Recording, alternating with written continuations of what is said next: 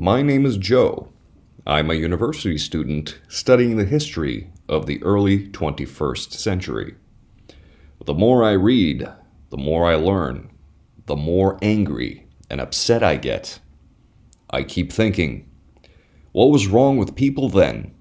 Why didn't they listen? Were they stupid? In the history books, there are photographs of the Earth in 2020, just before the Earth really warmed up. It was beautiful. Green forests, blue oceans, really beautiful. But look at the Earth now. Gray. Everything is gray. People had been warned. Scientists showed how the Arctic ice cap was melting, how the oceans were rising, how the Earth was getting warmer and warmer. I read in one book about recycling. Some countries like Japan had good recycling programs, but other countries, including some of the major polluters like the United States, didn't do much. I also read that some politicians didn't believe the scientists. How stupid!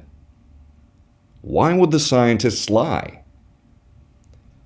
Moreover, I read that some countries were too busy fighting wars to pay attention to climate change.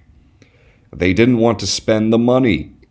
And then some countries were developing rapidly, moving from being poor to being wealthy.